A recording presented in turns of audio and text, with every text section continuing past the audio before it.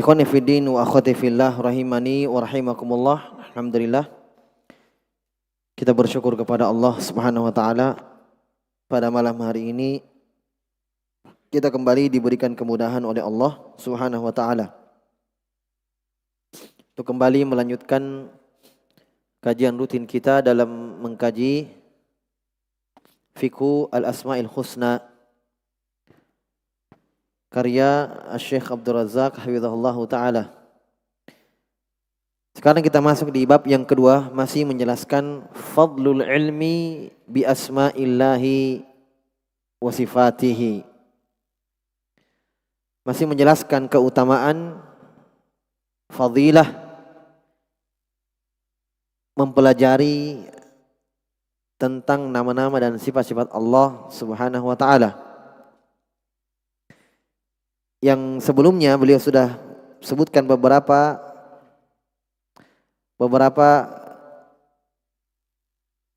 poin, beberapa keutamaan tentang mempelajari, mengilmui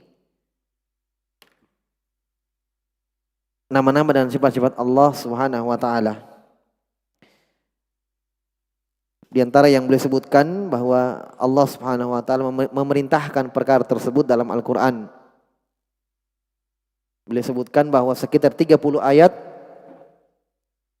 Allah Subhanahu wa taala memerintahkan untuk mengilmui bahwa pelajarilah, ketahuilah tentang nama-nama dan sifat-sifat Allah.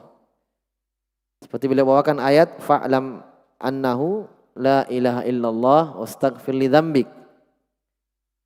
Ilmuilah wahai Muhammad, ketahuilah la ilaha illallah, tidak ada sembahan yang berhak disembah kecuali Allah Subhanahu wa taala. Jadi dalam Al-Qur'an sekitar 30 ayat Allah mengawali dengan fa'lam atau wa'lamu, ketahuilah, ilmuilah. Setelah itu Allah sebutkan nama-nama dan sifat-sifat Allah Subhanahu wa taala. Itu semua isyarat bahwa kita diperintah oleh Allah untuk mengilmui tentang nama-nama dan sifat-sifat Allah Subhanahu wa taala. Kemudian di bab ini kata beliau rahimahullah, la raiba annal ilma bi asma'illahi wa sifatihi asyraful ulum asy-syar'iyyah. Kata beliau, tidak ada keraguan lagi bahwa ilmu tentang nama-nama dan sifat-sifat Allah adalah asyraful ulumi syar'iyyah, semulia-mulia ilmu syar'i. Sudah ya? Beliau sebutkan bahwa ini fiqhul akbar. Ya. Banyak cabang-cabang ilmu syar'i, ilmu fikih, ilmu tafsir, ilmu hadis, ya.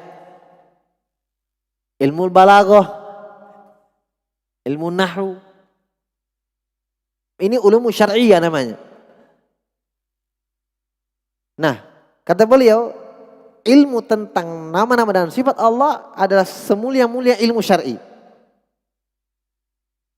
Bahkan sebelumnya disebutkan oleh para ulama ini fiqhul akbar, fikih yang besar.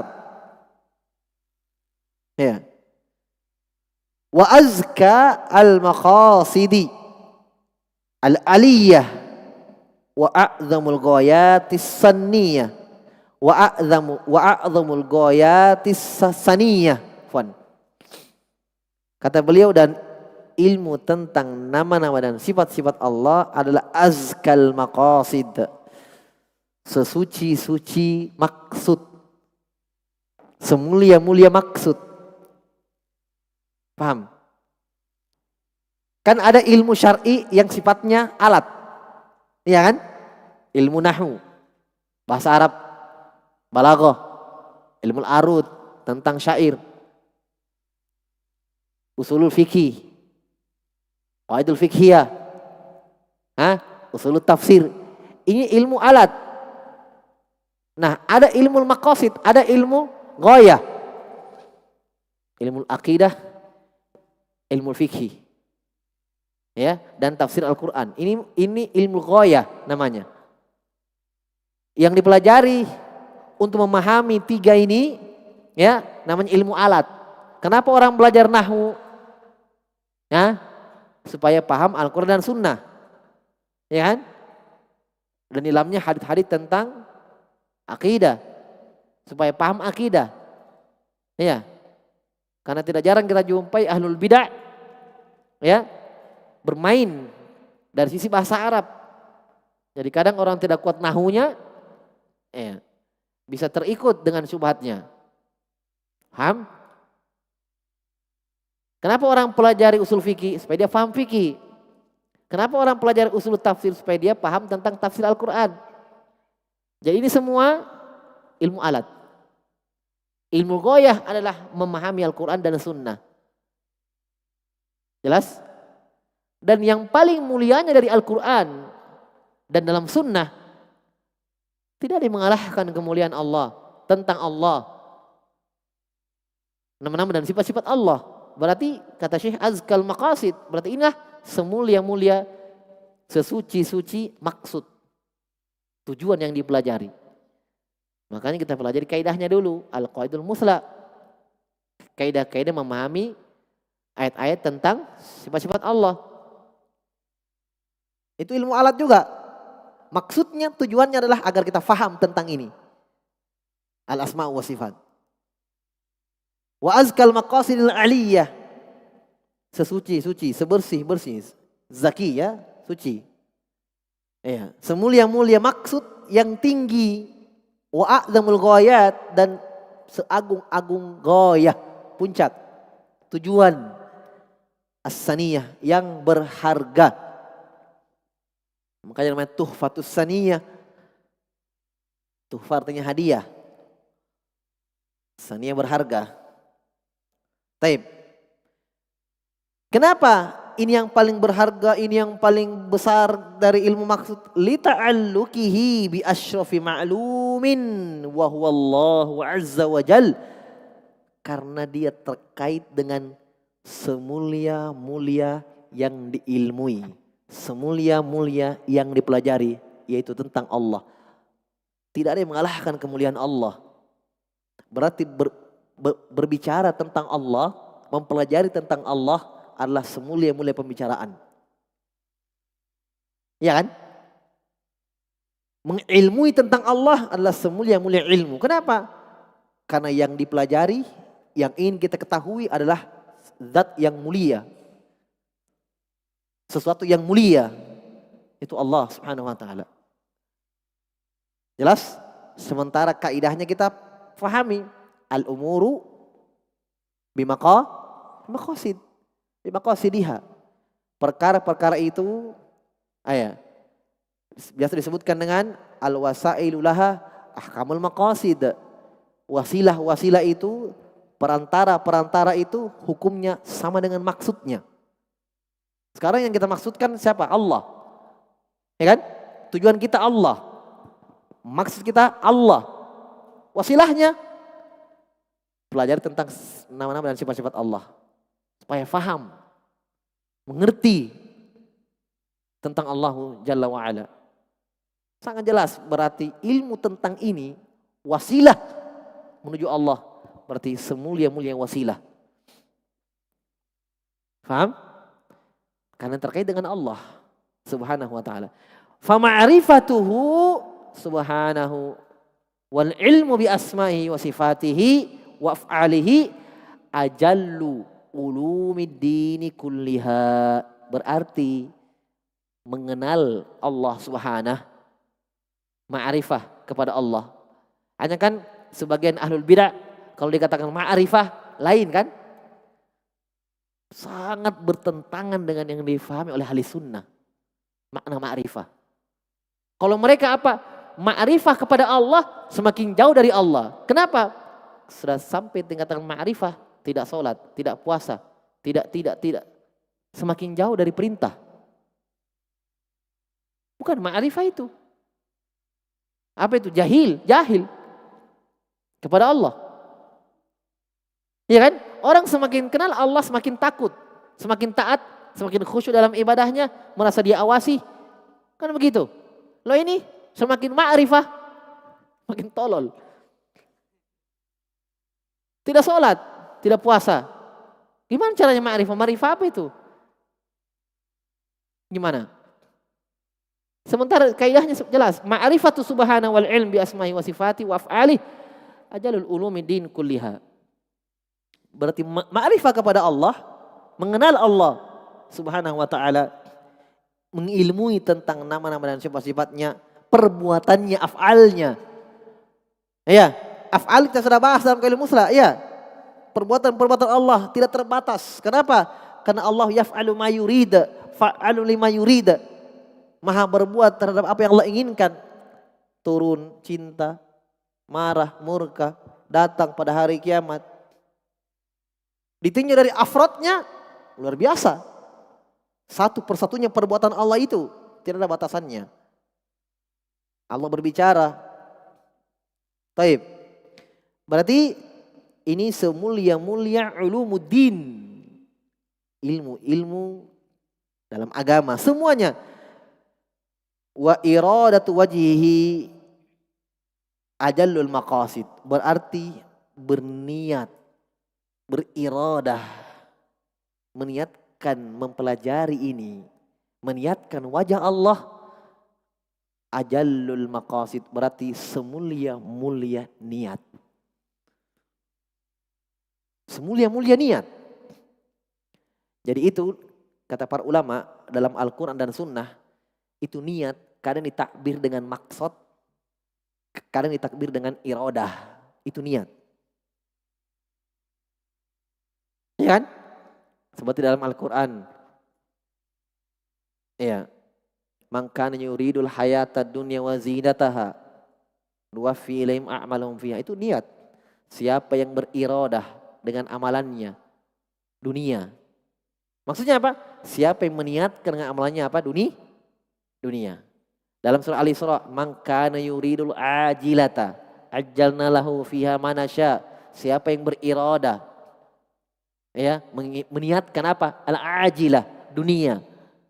Ajjalna lahu fiha ma nasya. Kami segerakan juga apa yang dia inginkan di dunia. Kami berikan. Kalau dia ingin pangkat diberikan, dia ingin jabatan dengan amalannya diberikan. Itu maksud, itu niat. Jadi kadang ditakbir dengan maksud, ya, kadang ditakbir dengan iradah, itu niat. Ya makanya kata Syekhul Islam Ibnu Taimiyah rahimahullahu taala, sepakat ulama bahwa niat tempatnya di mana? Di dalam hati. Karena itulah iradah, keinginan. Makanya kata beliau termasuk bid'ah at-talaffuz bin niyah. Termasuk bid'ah melafazkan niat. Iya kan? Cuma satu yang diperselisihkan, haji dan umroh. Itu pun bukan niat. Sebagian mereka mengatakan semua tidak boleh melafazkan kecuali lafaz umroh, niat umroh atau haji. Ketika dia mulai berihram, langsung dia keraskan labbaik Allahumma umrotan kalau dia mau umroh, labbaik Allahumma hajjan kalau dia mau haji. Kata sebagian ulama, sama juga itu bukan niat. Itu namanya syuru'un fil ibadah. Sudah masuk memulai ibadah. Seperti sholat. Takbiratul ihram dikeraskan. Allahu Akbar. Apa itu niat? Hah? Apa itu niat? Bukan. Itu sudah masuk dalam ibadah. Niat dia ketika mau umroh sebelum dia talbiyah. Sudah ada kan? Daftar ke travel. Itu mau apa itu? Mau apa itu? Sudah niat. Iya, sudah mempersiapkan segalanya. Mau kemana dia? Sudah ada maksud. Itulah niat. Adapun mengeraskan labbaik Allahumma hajjan, itu namanya kata para ulama syuru'un fil ibadah. Sudah ada di dalam ibadah itu. Itu wajar kalau ada yang dikeraskan. Seperti sholat, takbiratul ihram. Dikeraskan juga. Nah ada yang mengatakan itu niat. Di awal kali sholat loh, Allahu Akbar. Ini niat? Bukan. Niat sudah ada dalam hatinya ketika dia mau ambil wudhu. Ya, dengan dia gerakan adzan, dia gerakkan anggota badannya ya, untuk ambil air wudhu. Itu niat. Jelas ya? Baik. Wa ibadatuhu asyraful a'mal. Beribadah kepada Allah atau mempelajari tentang Allah. Ibadah kan? ini ibadah yang semulia-mulia amalan. Ya. Berarti betul ini ya, betul-betul ini ilmu khususnya khusus. Menuntut ilmu secara umum adalah semulia-mulia ibadah. Ilmu itu banyak. Dan lebih khususnya lagi di dalam ilmu itu sendiri, ilmu tentang Allah Subhanahu wa taala, ilmu tentang nama-nama dan sifat-sifat Allah adalah semulia-mulia ilmu di dalam ilmu itu sendiri. Baik. Wassana'u alaih bi asma'ihi wa sifatihi wa madhuhu wa tamjiduh asyraful aqwal. Coba lihat. Ini dan terbukti-bukti ya kenapa dikatakan mempelajari Asmaul Husna itu semulia-mulia ilmu. Memuji Allah. Dengan nama-nama dan sifat-sifatnya. Madhuh, pujian kepadanya. Tamjiduh, pujian juga kepadanya. Adalah asyraful aqwal. Semulia-mulia ucapan yang keluar dari lisan hamba. Atau kita katakan semulia-mulia zikir. Oh Ustadz, bukankah zikir itu paling mulianya, paling afdolnya baca Quran? Betul. Di dalam Al-Quran apa yang paling mulia? Asmaul Husna. Kembali lagi ke situ. Makanya coba lihat zikir-zikir yang Nabi ajarkan pagi petang. Tidak ada yang lepas dari Asmaul Husna. Sifat-sifat Allah.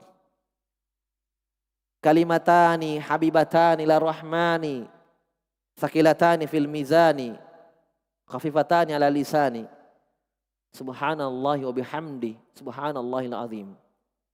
Asmaul Husna, Asmaul Jalalah, sifat Allah subhanahu, sifat Allah al-azim, nama Allah al-azim. Tidak ada yang lepas dari nama-nama dan sifat-sifat Allah. Ya kan? Sudah lewat haditsnya. Ubay bin Ka'ab ditanya, ayu ayatin fi kitabillah, ayu ayatin a'zam fi kitabillah.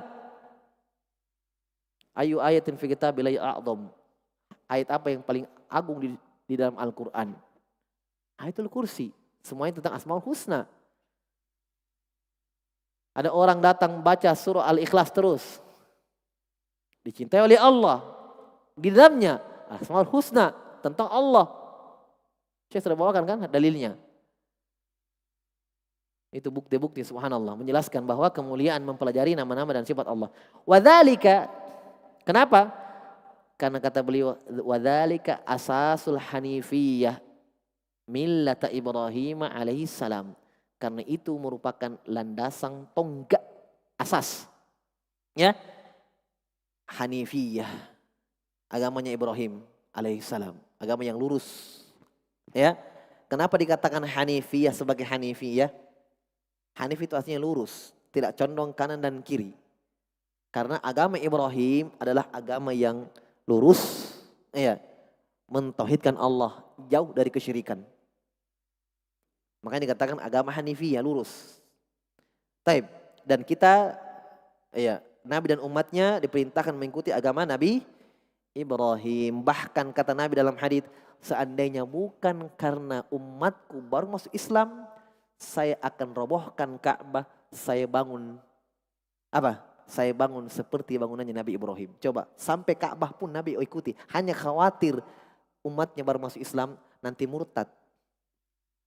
Ini Muhammad, ini baru kita masuk Islam, hancur Ka'bah. Dikhawatirkan itu, Nabi tinggalkan. Tapi di situ syahidnya kata Nabi, seandainya bukan karena kekhawatiran itu, saya akan bangun Ka'bah itu seperti bangunannya Ibrahim alaihissalam. Karena Nabi diperintah oleh Allah. Summa auhayna ilaika anittabi' millata Ibrahim hanifa.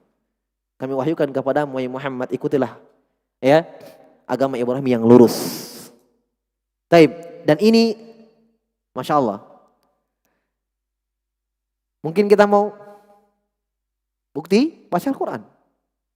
Nabi Ibrahim alaihissalam ketika mendakwahkan di depan ayahnya, kaumnya menyembah berhala, tidak ada hujah yang Nabi Ibrahim sebutkan kecuali tentang nama-nama dan sifat. Apa kata Nabi Ibrahim dalam Al-Quran? Di antaranya ayat, walladzi yut'imuni wa yasqini. Ya kan? Wa idza maritu fa huwa yashfini. Itu di depan ayahnya itu. Sedang menghujai penyembah berhala. Yang Ibrahim sebutkan alaihissalam pujian kepada Allah, sifat-sifat Allah. Dialah Allah yang berikan saya makan dan minum. Kalau saya sakit, dialah Allah yang menyembuhkan saya.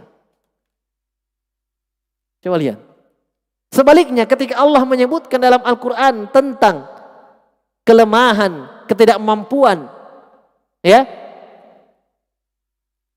sembahan-sembahan mereka selain Allah Subhanahu wa taala, langsung disebutkan kesempurnaan Allah.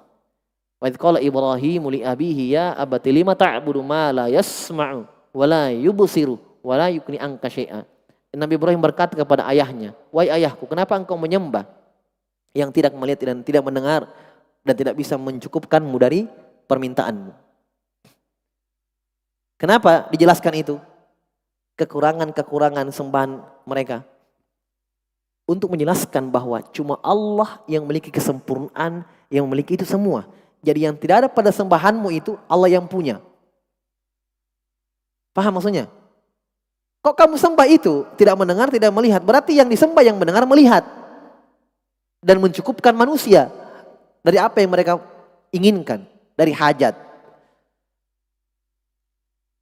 Makanya kata para ulama, di situ ada pelajaran bahwa ketika menyebutkan kekurangan sembahan-sembahan selain Allah, hikmah Allah di situ adalah Allah ingin menjelaskan, semakin menjelaskan kepada kita kemuliaan Allah dalam bentuk menjelaskan cacatnya, kurangnya sembahan selain Allah.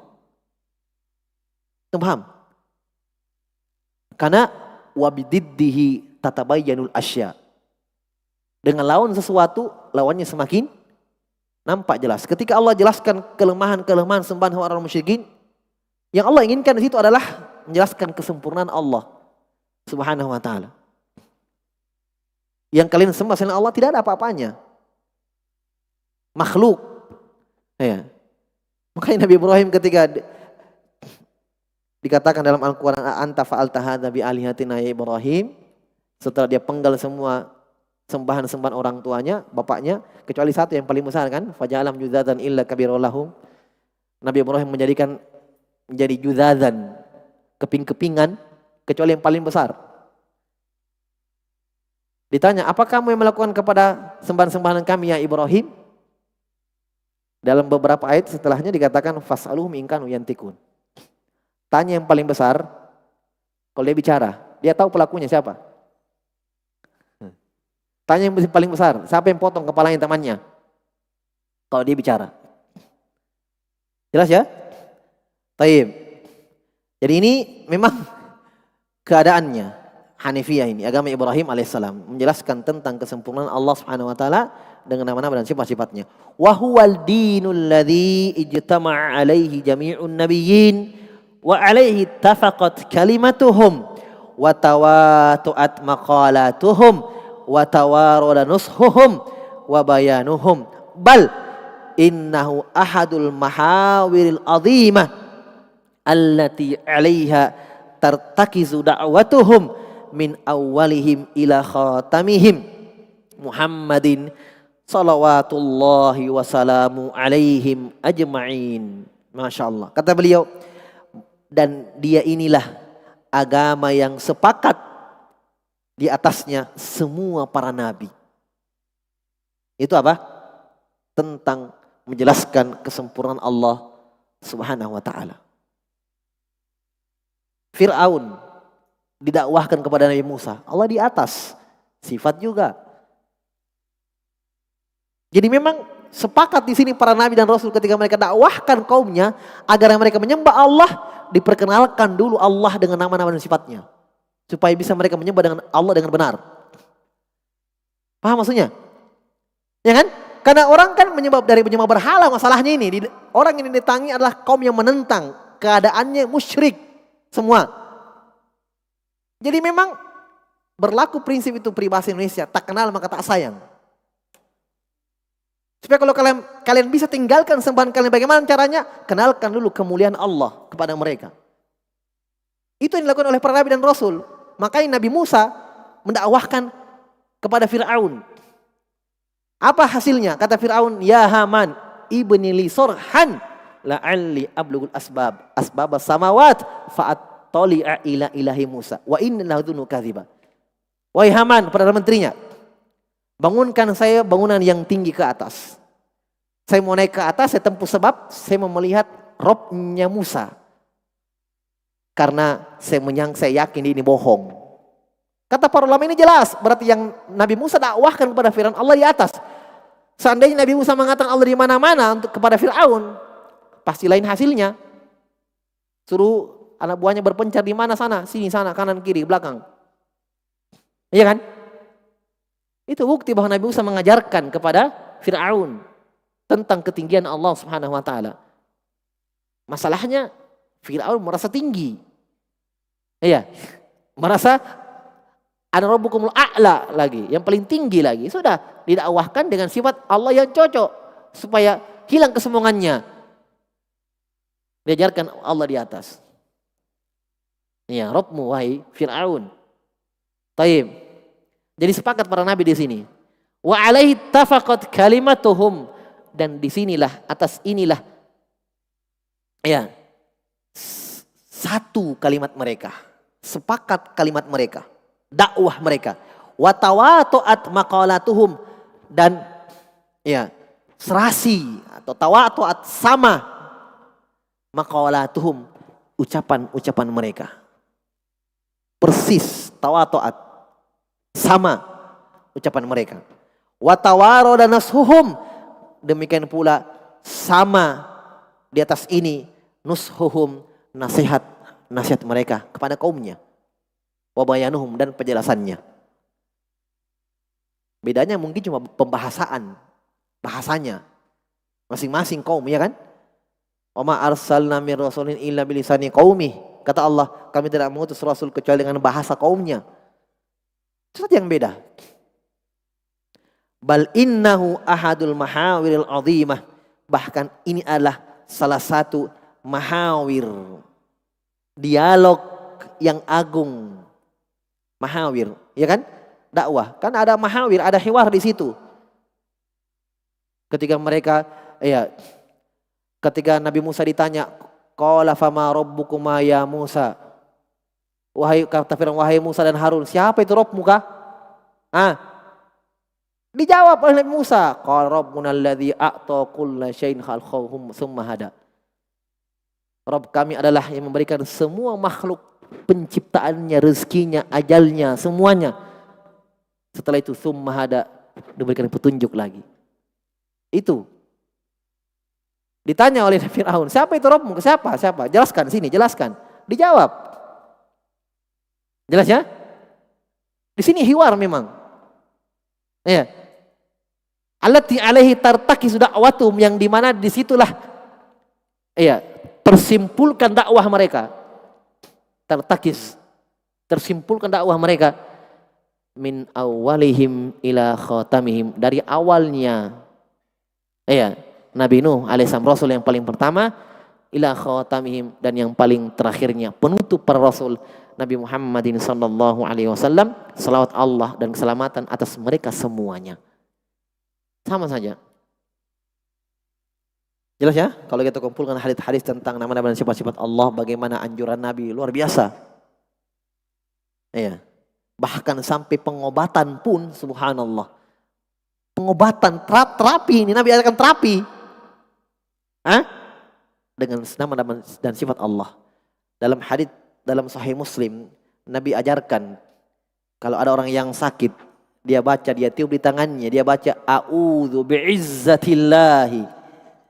Coba, saya berlindung dengan keperkasaan Allah, kemuliaan Allah, min syarri ma ajidu wa uhadziru, dari kejelekan yang saya rasakan dan yang saya dapatkan, yang saya khawatirkan.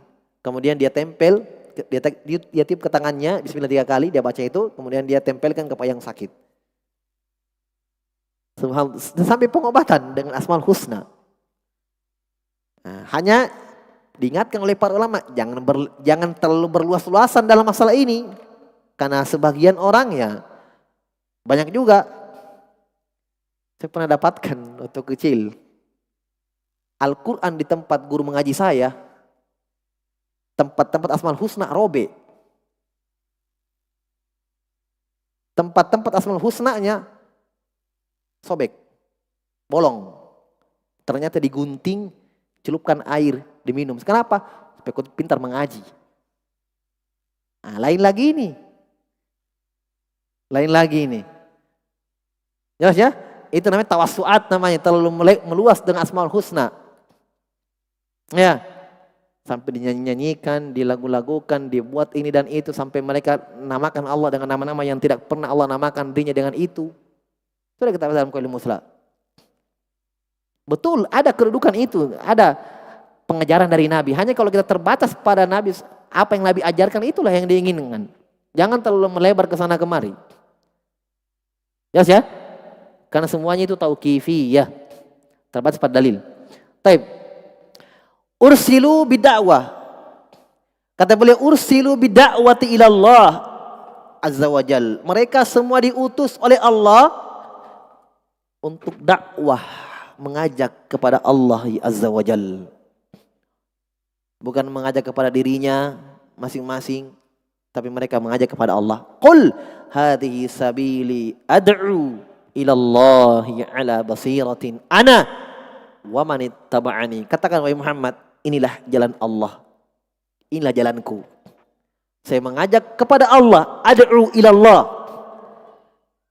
Tidak dikatakan ad'u ila nafsi. Saya ajak kalian untuk diriku. Jelas? Kepada Allah. Ala basiro, di atas ilmu. Kamu saja? Tidak.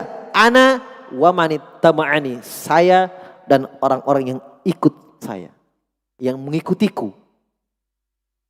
Jadi siapapun yang mengajak, siapapun yang berdakwah, maka harus niatkan ikhlas mengajak kepada Allah. Bukan kepada golongannya, bukan kepada yayasannya, bukan kepada partainya, bukan. Ajak kepada Allah. Jelas ya? Itu ciri khas dakwah ahli sunnah. Taib. Wa bayanu tariqil musili ilaih. Dan Allah mengutus Nabi dan Rasul untuk apa? Menjelaskan jalan-jalan yang mengantarkan kepada Allah. Selain mereka perkenalkan Allah, ini para Rasul ya. Selain mereka perkenalkan Allah kepada umat, siapa Allah? Mereka juga perkenalkan jalan-jalan menuju Allah. Ini haram. Ini yang boleh. Ya kan? Ini yang halal, ini yang haram. Wa bayanu halil mad'uwin. Ba'da wusulihim ilaih. Apalagi yang Nabi jelaskan? Apalagi yang Nabi Rasul jelaskan? Para Rasul jelaskan. Penjelasan tentang keadaan orang-orang yang diajak itu. Yaitu umat. Yang setelah sampai kepada Allah. Maksudnya selain mereka tentang keadaan manusia yang ikut kepada dakwah mereka. Yang sampai kepada Allah. Apa hasilnya? Apa yang mereka dapatkan dari kenikmatan-kenikmatan. Surga. Ya. Bahkan dijelaskan keadaan orang-orang yang tidak mengikuti jalan Allah Subhanahu wa taala, siksaan. Kata beliau fahadhil qawaidus salasu daruriyatun fi kulli millatin ala lisani kulli rasulin.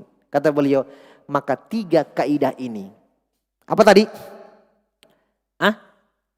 Menjelaskan tentang mengajak kepada Allah, menjelaskan tentang jalan menuju Allah, dan menjelaskan tentang keadaan al-mad'uin, orang-orang yang diajak.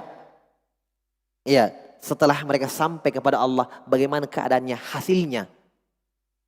Itu paham maksudnya? Pertama diajak kepada Allah, ini. Yang kedua, dijelaskan jalan-jalan menuju Allah. Yang ketiga, mereka jelaskan keadaan orang-orang yang sudah sampai kepada Allah. Hasilnya apa kalau sampai kepada Allah?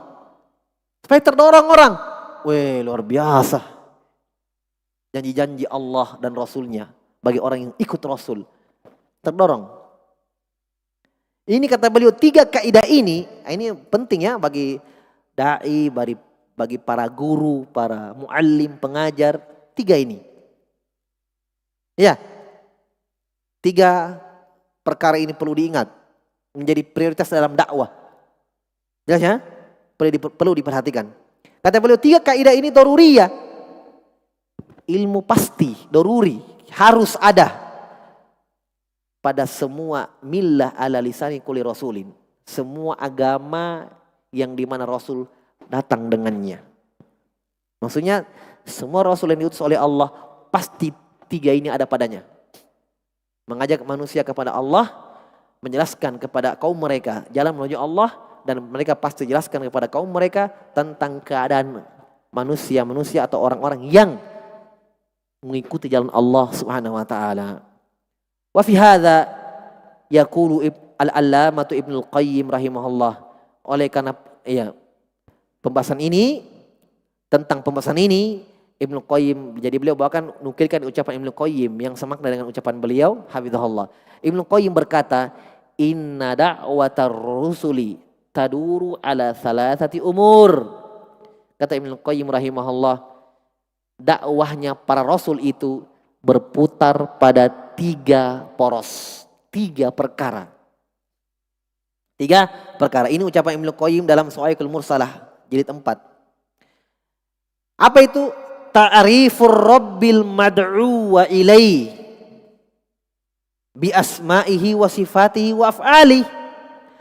Poros pertama, landasan pertama dakwah para nabi dan rasul adalah memperkenalkan ta'rifur rabb, memperkenalkan Rabb, al-mad'uwi ilaih, yang diajak kepadanya. Paham? Jadi dia perkenalkan dulu Allah, yang dimana dia akan mengajak manusia kepadanya, Allah. Ya, dengan apa? Dengan nama-nama dan sifat-sifatnya dan perbuatan-perbuatannya. Tadi Nabi Musa ditanya oleh Fir'aun, siapa Rabbmu? Qala rabbuna alladhi a'ta kulla syai'in khalqahu thumma hada. Rabbku itu Rabb kami. Ya, subhanallah. Lihat, Fir'aun bertanya, qala fama rabbukuma? Ya Musa, siapa Rabb kalian berdua? Musa Harun. Siapa Rabbmu?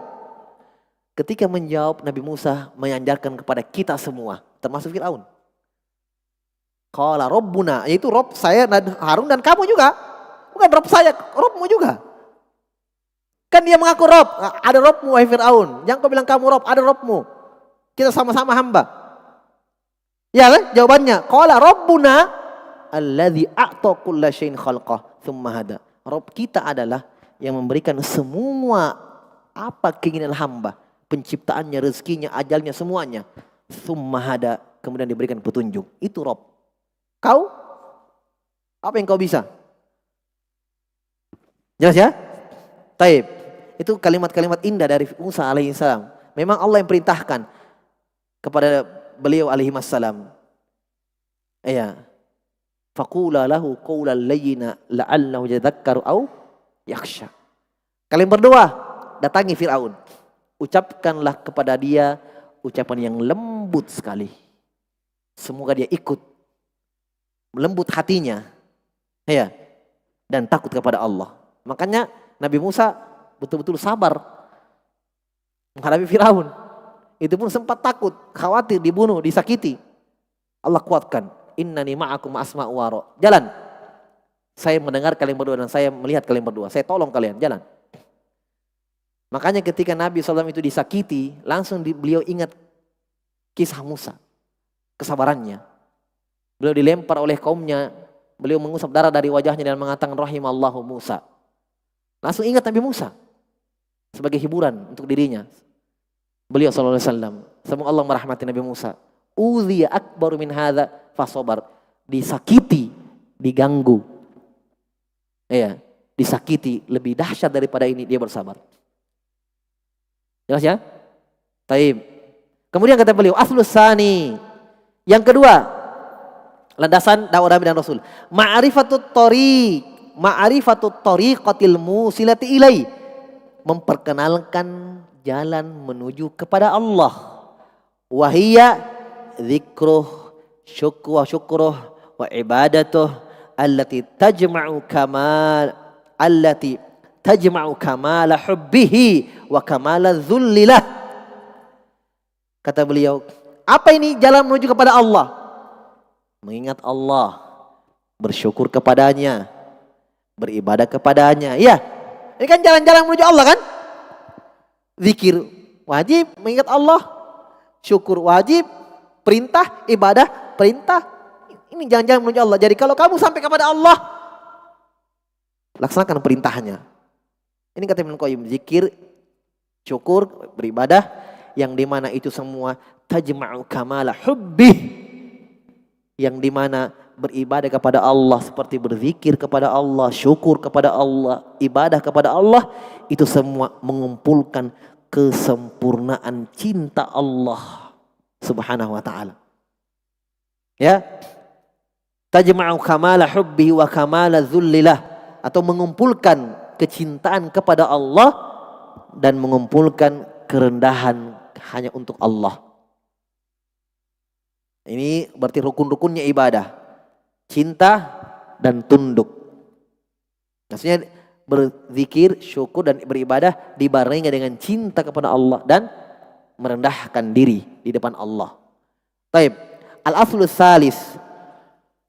Landasan ketiga, ta'rifuhum ma lahum ba'dal wusuli ilaihi fi dari karamatihi minan na'imil ladzi afdaluhu wa ajalluhu ridahu anhum wa tajallihi lahum wa ru'yatuhum wajhuhu wa ru'yatuhum wajhahul a'la wa salamuhu alaihim wa taklimuhu iyahum. Masya Allah. Yang ketiga, poros dari dakwah Nabi dan Rasul adalah memperkenalkan, memberitahukan kepada umat mereka apa-apa yang terjadi setelah sampai kepada Allah. Ya, berupa apa? Dia sampai ke mana? Dia sampai dari karamatih, negeri yang penuh dengan kemuliaan, yaitu surga. Paham? Dari kenikmatan-kenikmatan. Ya, yang paling afdolnya adalah, yang paling mulianya adalah ridho Allah. Kata Allah dalam Al-Quran, waridwanum minallahi akbar. Keridhaan Allah adalah yang paling besar. Ya, apalagi yang paling besar kenikmatan di dalam? Watajallihi lahum. Nampaknya Allah. Allah tampakkan dirinya. Sehingga orang-orang beriman melihat wajah Allah Subhanahu wa ta'ala. Ya kan? Bahkan tidak sempurna kenikmatan di dalam surga sampai melihat Allah. Dalam hadits Suhaib bin Malik bin Sinan, riwayat Muslim, ketika penghuni surga masuk ke dalam surga, maka Allah datang kepada mereka dan mengatakan, mau kasih tambahkan nikmat kota sekalian? Penghuni surga menjawab, ya Rabbana alam tubayyid wujuhana. Wahai Rabb kami, bukankah engkau telah memutihkan wajah-wajah kami? Alam tudkhilnal jannah, bukankah engkau ya Rabbana telah masukkan kami ke dalam surga? Kenikmatan apa lagi yang tersisa? Kata Nabi SAW, maka Allah membuka hijabnya, memperlihatkan wajahnya. Nabi membaca firman Allah, lilladzina ahsanul husna wa ziyadah. Untuk orang-orang yang beriman berbuat kebaikan, untuk mereka al-husna, surga, dan ada ziyadah, ada tambahannya. Melihat wajah Allah. Makanya orang-orang Mu'tazilah, Az-Zamakhsyari, Zamakhsyari itu ada dalam buku-buku nahwu, biasa dalam kutub nada ada namanya Al-Nahwu. Tapi lihat, karena akidahnya Mu'tazilah menolak ru'yah, dia baca firman Allah Subhanahu wa taala dalam Al-Qur'an, faman zuhziha 'anin nari wa udkhilal jannah faqad faz. Siapa yang diselamatkan dari neraka dan masuk ke dalam surga, faqad faz. Kata Allah, akan beruntung. Kata Zamakhsyari, dia baca ayat ini, dia katakan, la fauza akbar min hadza. Tidak ada keberuntungan, tidak ada kenikmatan yang paling besar mengalahkan ini. Yaitu ketika orang masuk surga, sudah. Apa yang diinginkan? Tidak ada ru'yah. Coba, kalau dia ucapan, betul ini. Betul, nggak ada kenikmatan lagi. Ada kenikmatan setelah masuk ke dalam surga. Itu tadi hadisnya yang kita baca. Ditambahkan nikmat lagi di atas nikmat, melihat wajah Allah Subhanahu wa taala. Jadi ketika dia baca itu dia kata, sudah mentok di sini. Nggak ada kenikmatan. Iya kan akidahmu Mu'tazilah. Iya, memang akidahnya Mu'tazilah tidak ada ru'ya. Hujahnya banyak. Nggak usah saya sebut di sini nanti jadi syubhat. Ada hujahnya tapi nggak ada. Seperti laba-laba, sarang laba-laba. Jelas ya? Menolak.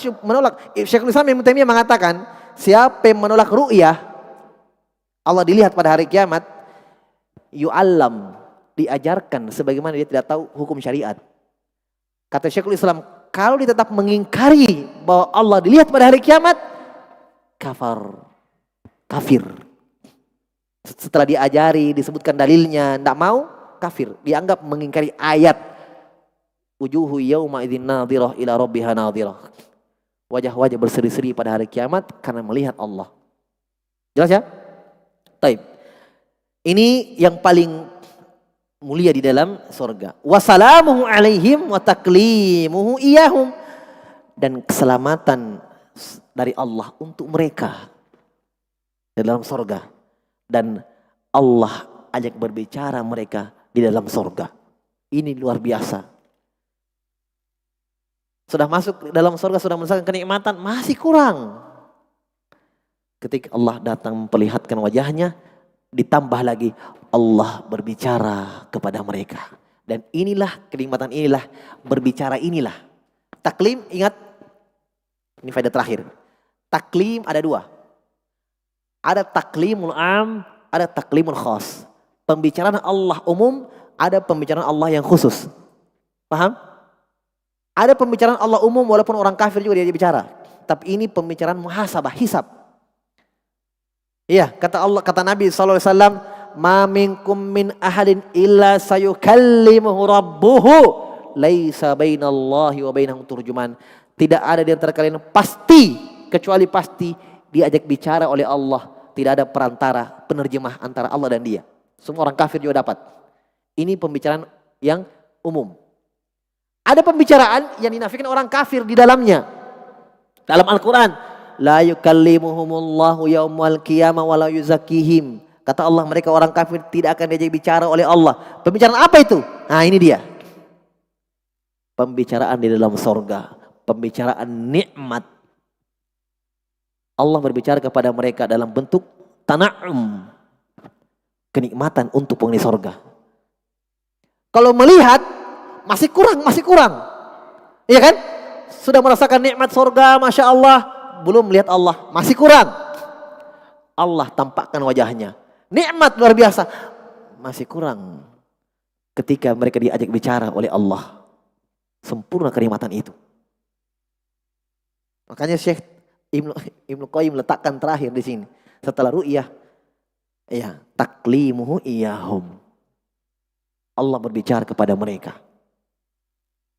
Ini 3 dakwah, 3 poros dakwah Nabi dan Rasul. Yang paling pertama, memperkenalkan tentang Allah. Jelas ya? Berarti di dalamnya terdapat keutamaan. Ya. Dan ini disepakati oleh para salaf. Taib, kita cukupkan dulu, insyaallah taala kita lanjutkan pertemuan selanjutnya. Naktabi hadzal qadar. Subhanakallahumma bihamdika asyhadu an la ilaha illa anta astaghfiruka wa atubu ilaik. Wa akhiru da'wana anil hamdulillahi rabbil alamin.